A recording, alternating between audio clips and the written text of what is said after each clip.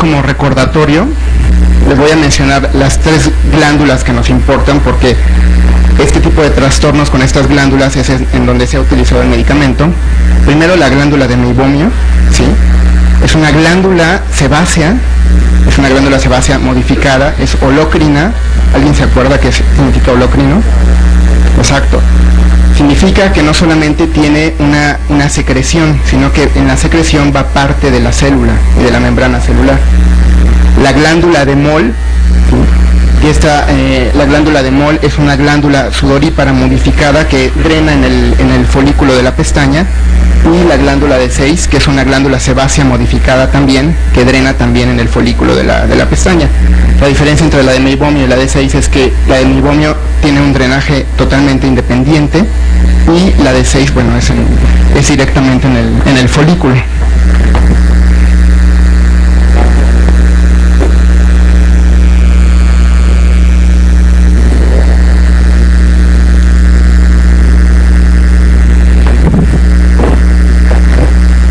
La glándula de Meibomio es muy importante porque en su modificación, a diferencia de las glándulas sebáceas normales, las glándulas sebáceas normales producen una secreción sebácea prácticamente pura.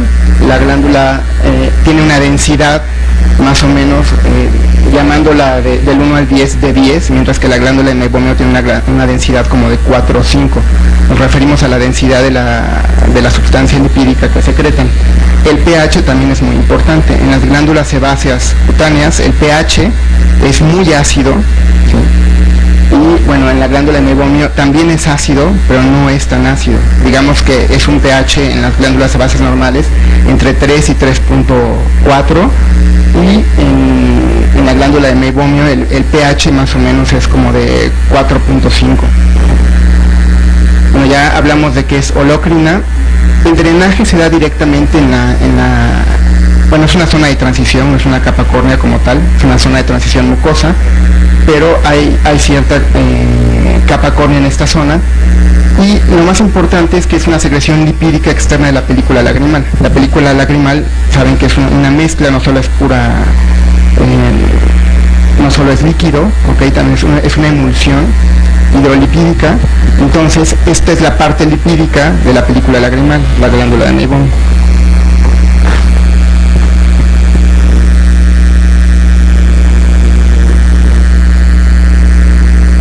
Bueno, nada más rápidamente, la de Seyss es otra glándula sebácea. Es mucho más densa, ¿sí?, que la glándula de Meibomio con respecto a la secreción que produce. Y la glándula de Moll es la sudorípara, ¿no?, que ya les había dicho que drena en el folículo de la pestaña. Bueno, entonces estos son quistes. Los 3 padecimientos de los que voy a hablar son padecimientos súper comunes. Yo creo que los aprenden a manejar casi desde la primera semana de estar aquí.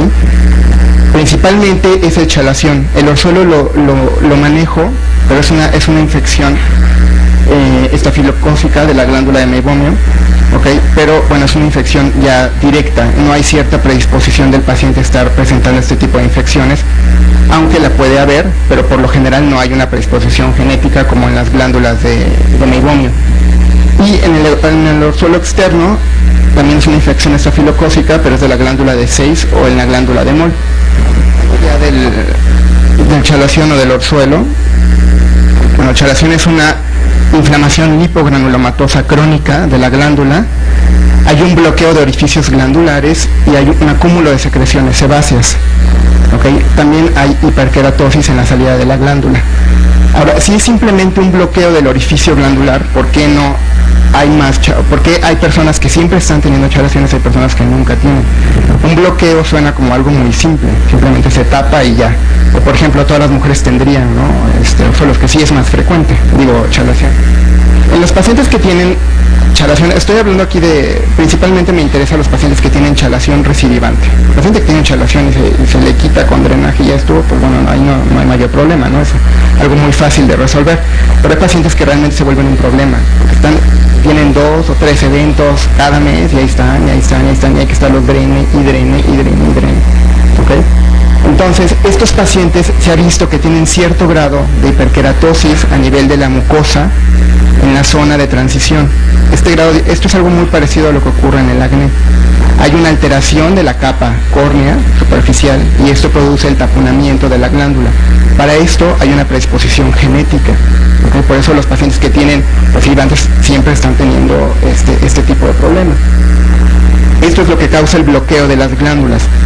En las mujeres que usan delineador y todo este tipo de cosas, sí puede haber un poquito más.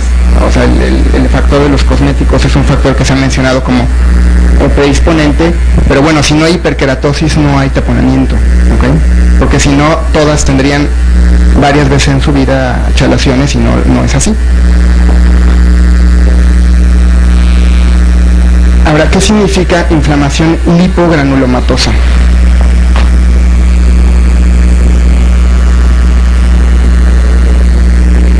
Aquí lo que ocurre es que como es una glándula holócrina, ¿okay? Y son restos celulares los que hay en la secreción, entonces el proceso inflamatorio conlleva a la formación de granulomas en la parte interna de la glándula, y esto hace que se vaya formando el quiste porque se va formando colágena. Imagínense, está la secreción, luego vienen las bacterias que hay normalmente, después vienen las células de defensa que empiezan a englobar todo, y entonces se va formando el granuloma, ¿okay?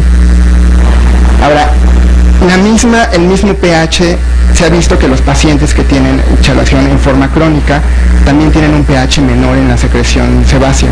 Esto hace que sea más ácida, y el que sea más ácida la hace más irritante. Por lo tanto, es un proceso mucho más inflamatorio. Vamos a hablar de que hay chalaciones primarios y secundarios. Los primarios son esta chalación que ocurre esporádicamente por un taponamiento que puede ser por alguna cuestión que estamos usando en párpados o algo así, o secundario cuando hay enfermedades que se relacionan con él, como la rosácea y como la dermatitis seborreica, que bueno, sí se relacionan bastante.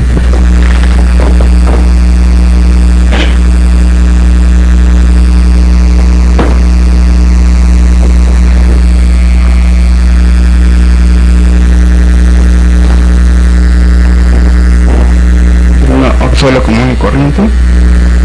Y bueno, entonces en el chalación primario vemos que entonces hay una predisposición genética porque hay una alteración en la capa córnea, entonces hay una hiperkeratosis, hay una hipersecreción sebácea, pero además hay un cambio en la composición química de la secreción sebácea, ya que es mucho más ácida. Hay la hiperkeratosis folicular, ¿okay? Y bueno, los cosméticos es un factor predisponente. Además de los cosméticos, ¿qué otro factor externo puede ser predisponente para este problema?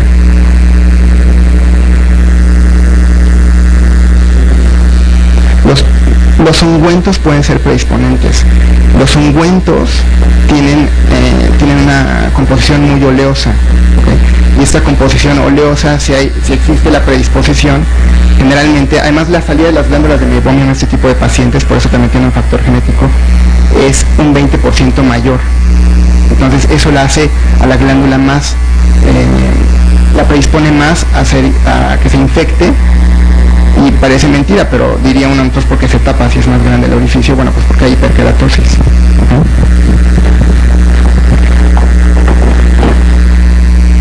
Y bueno, hablando ya de dermatitis seborreica y rosácea, aunque estas son dos enfermedades sumamente frecuentes, son muy difíciles de tratar. ¿Por qué? Porque no se curan. Sobre todo en la dermatitis seborreica hay un cambio de pH muy serio en la secreción sebácea. Este cambio de pH en la secreción sebácea es lo que hace que haya la descamación en toda la orilla de las pestañas, y esta descamación y esta acidez es lo que produce la hiperemia conjuntival. Se habla mucho de la proliferación de malacesia en cuestión de la dermatitis seborreica. Se ha visto últimamente que la proliferación de malacesia no es la causa del proceso inflamatorio, simplemente es el resultado de la hipersecreción sebácea. ¿Okay? Entonces la malacesia prolifera, y aunque dando tratamientos a veces antimicóticos baja un poquito el proceso inflamatorio, realmente no se cura controlando al microorganismo. Entonces se cree que es simplemente un factor conjunto que va de la mano con la dermatitis seborreica. La dermatitis seborreica, bueno, produce eritema intenso, ¿sí?, descamación, y el cambio de pH en la película lagrimal es lo que causa la hiperemia conjuntival en gran parte en los pacientes con dermatitis seborreica, porque es un pH bastante más ácido. ¿Okay? Bueno, con respecto a la rosácea, bueno, es una enfermedad. Hay 4 tipos principalmente: la eritematotelangiectásica, que significa que simplemente hay enrojecimiento y muchas telangiectasias en la piel; la papulopustular; la fímica, que es la que produce el rinofima o el engrosamiento de los tejidos de la cara; y la ocular. ¿Okay? Aunque están las 4, se ha visto que principalmente la papulopustular puede desarrollar ocular y van de la mano en forma muy frecuente. Casi en el 30% de los casos de rosácea papulopustular después desencadenan en la rosácea ocurren varias cosas muy importantes. Hay una hiperreactividad vascular, ¿okay? El sistema vascular capilar tiene una regulación, porque muchos de los capilares tienen músculo liso. Entonces este músculo produce vasoconstricción y vasodilatación en diferentes situaciones. Hay una hiperreactividad vascular, hay una dilatación de los capilares, y entonces es lo que nos da la hiperemia. La hipervascularización nos lleva a una alteración de la secreción sebácea, porque la hipervascularización nos lleva a una hiperactividad o a un hipermetabolismo de la glándula sebácea.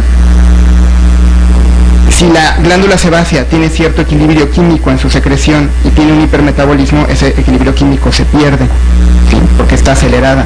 Entonces empieza a producir mucha más grasa, y la grasa se vuelve más ácida.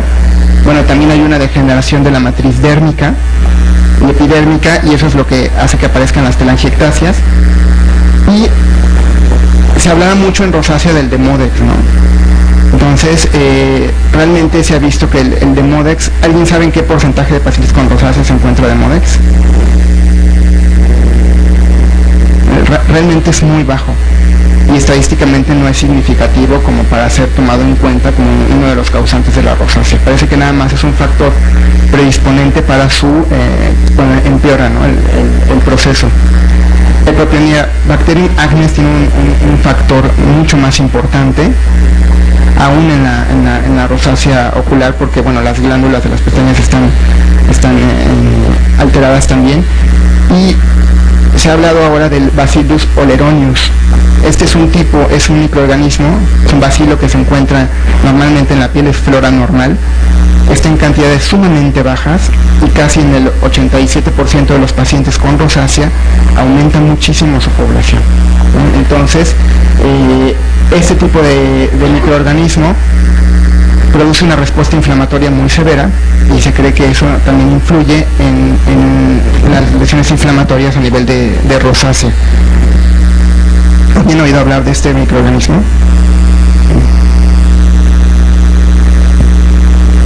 Okay. Entonces, bueno, hay estudios que hablan que la rosácea ocular se puede dar hasta en el 30% de los casos de rosácea telangiectásica y papulopustular. Esto es en Europa. En Estados Unidos la rosácea telangiectásica realmente no la asocian tanto con la rosácea ocular, pero bueno, el punto es que están muy asociados, y la pura no es tan frecuente. Y bueno, como comentaban ustedes, hay blefaritis, hay conjuntivitis, hay escleritis, hipopión y queratitis. ¿Por qué hay escleritis y queratitis en la rosácea? ¿Qué es lo que ocurre ahí? O sea, ¿por qué todo esto? ¿Por qué una hiperreactividad vascular? ¿Por qué los cambios en el pH de las glándulas nos llevan por ejemplo, a una queratitis, ¿no?, que es los casos más severos de rosácea, son los pacientes que tienen queratitis y que ya tienen una disminución importante de la visión por la alteración corneal, ¿no? ¿Por qué ocurre esto en la rosácea? ¿Dónde?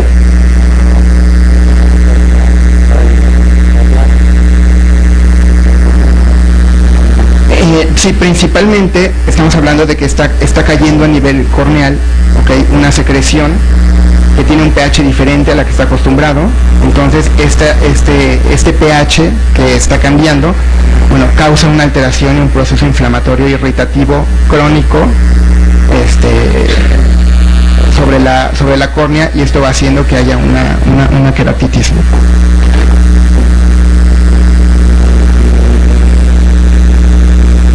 Bueno, aquí la hiperemia clásica. Hay que evaluar bien a los pacientes. Los pacientes, es muy fácil que los pacientes con rosácea hagan conjuntivitis.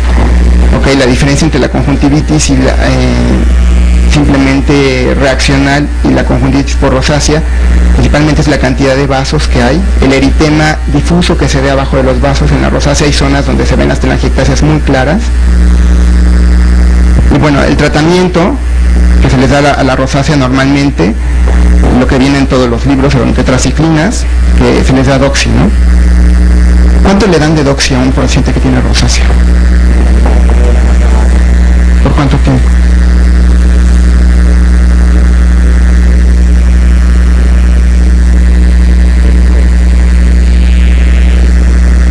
Seis semanas está bien, pero casi nunca los mandan 6 semanas. ¿Qué hace la doxi? ¿Por qué se le da doxi a un paciente con rosácea?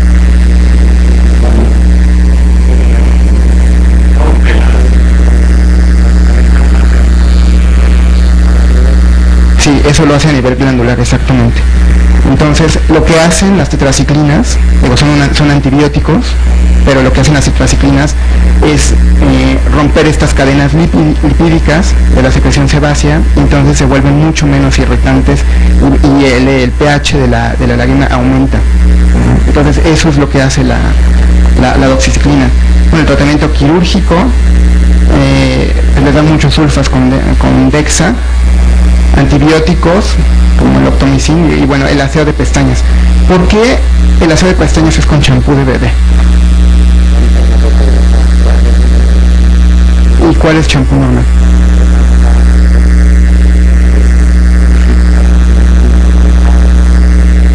¿Qué es lo que hace el no puedes usar un champú? Bueno, no es lo ideal un champú normal, porque un champú normal tiene un pH muy alcalino.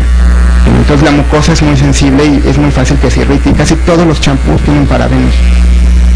Entonces el champú de bebé no tiene esto, tiene un pH más neutro, entre comillas. Okay, pero también hay dermolimpiadores que son alcalinos y son para dermatitis seborreica, que se usan y que son mejores que el champú de bebé. Y son dermolimpiadores especiales para pacientes que tienen tanto rosácea como dermatitis seborreica. Se llaman dermolimpiadores micelares.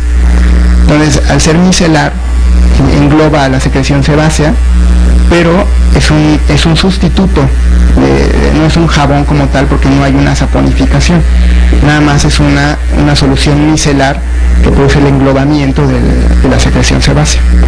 Entonces tienen exactamente la misma función, pero es totalmente, no irrita, porque a muchos pacientes les lastima el champú de bebé. ¿Y cuál champú de bebé usan? ¿El que sea?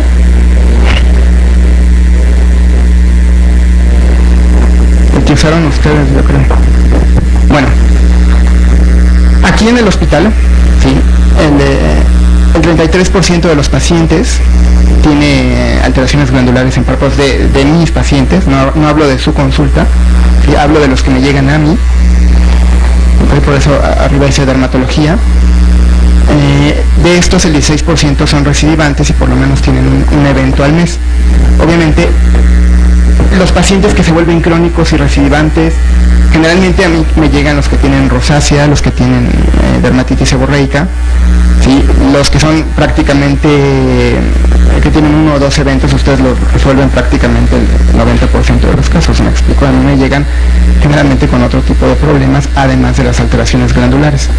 Y bueno, casi todos son tratados con optomicin, tetraciclinas, que es vibramicina, Prasidex y el aseo de pestañas.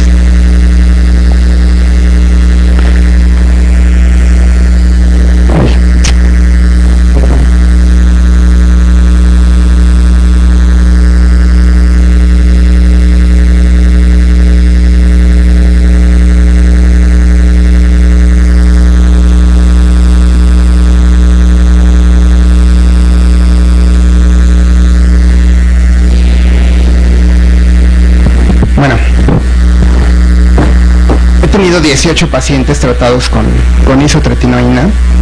Okay, todos estos 18 pacientes han tenido chalaciones recidivantes por lo menos 2 al mes y por lo menos 3 eventos al año, porque pues, hay muchos, pues estos fueron los que decidí escoger. Los pacientes no tenían antecedentes de queratitis previamente, y bueno, el 20% de ellos tenía rosácea y dermatitis seborreica, el 32%. Estos pacientes fueron referidos principalmente al departamento de córnea. Usé isotretinoína 10 miligramos cada 24 horas por 3 meses. ¿Okay? La dosis normal de isotretinoína es de 1 miligramo por kilo. Pues para un paciente que pesa 70 kilos, sería 70 miligramos al día. ¿Okay? Entonces, 10 miligramos es una dosis muy baja. ¿Por qué no se utiliza la dosis por kilo de peso? Que normalmente se utiliza en el acné, porque eso es para acné. Queremos hacer prácticamente una atrofia de la glándula sebácea, pero no vamos a dejar al paciente con el ojo todo seco con esa concentración. Y esta es la concentración mínima efectiva que hay para este medicamento. ¿Okay? Entonces, se les hace revisión con oftalmología cada 3 semanas y casi todos se usan lubricante, porque bueno, produce cierta fibrosis ocular, pero principalmente se les dio lubricante en gel. Entonces, la limpieza de pestañas fue con un dermolimpiador micelar. Usé Oratán y usé Roacutan, las dos. Y bueno, generalmente, prácticamente de los pacientes, solamente 2 no tuvieron una remisión completa al mes de tratamiento. ¿Okay? No llevo tanto tiempo haciendo esto, o sea, prácticamente desde este año. Entonces, de los pacientes que traté, de los 18 pacientes, llevo 2 que ya acabaron el tratamiento y tienen 6 meses de haber acabado el tratamiento. Ninguno de estos pacientes ha recibido el chalación después de haber tenido años y años de estar teniendo por lo menos 3 eventos al año. Y bueno, es muy importante, los que conocen el medicamento saben que el medicamento tiene varios efectos secundarios. ¿Okay? Hay hipertrigliceridemia, puede aumentar el colesterol, ¿okay? Puede haber elevación de las enzimas hepáticas, puede haber pancreatitis necrohemorrágica, es teratogénico. Entonces dirán, bueno, es un tratamiento muy agresivo para un chalación, ¿no? Realmente sabiéndolo manejar no hay ningún problema. Digo, ese es un medicamento que se utiliza en pacientes con enfermedad de Darrier. Tenemos 3 pacientes, no sé si, bueno, con geroderma pigmentoso. Entonces, este tratamiento los mantiene, les disminuye el riesgo de todos los múltiples carcinomas que presentan casi en un 70%. ¿Okay? Entonces, realmente en esta dosis no hay mayor alteración. La gerosis ocular realmente fue baja. Digo, esto no es un estudio como tal, nada más les estoy presentando los casos que he visto, los he tratado. Yo creo que obviamente vale mucho la pena, porque en la literatura no hay absolutamente nada de tratamiento de chalación recidivante con isotretinoína, ¿no? Los pacientes que acabaron el tratamiento de los 3 meses, ninguno ha tenido recidiva absolutamente, y todos han respondido al tratamiento. ¿Y por qué responden? Bueno, pues porque la glándula de meiomio es una glándula sebácea. Estamos hablando de que hay una hipersecreción sebácea, hay un cambio, una hiperkeratosis, y el medicamento, ¿qué hace la isotretinoína? Produce una disminución muy importante de la secreción de la glándula sebácea. La puede atrofiar si la dejamos más tiempo. ¿Okay? Produce una exfoliación generalizada, por lo tanto la hiperkeratosis se rompe totalmente. ¿Okay? Y además tiene un efecto antiinflamatorio muy importante. ¿Okay? Entonces, por eso es que funciona también en este tipo de pacientes. Se maneja mucho en rosácea la isotretinoína, a dosis bajas, porque por lo mismo en rosácea papulopustular y en rosácea telangiectásica también se maneja. No se sabe por qué, parece tener un control vascular sobre las lesiones sobre las telangiectasias en rosácea, pero bueno, las tiene. Y en dermatitis seborreica es muy ahí hay mucha polémica, porque bueno, los pacientes generalmente tienen una descamación muy importante y la isotretinoína produce descamación muy importante. Entonces, si tienen una dermatitis seborreica muy seria, la verdad es que empeoran. ¿Okay?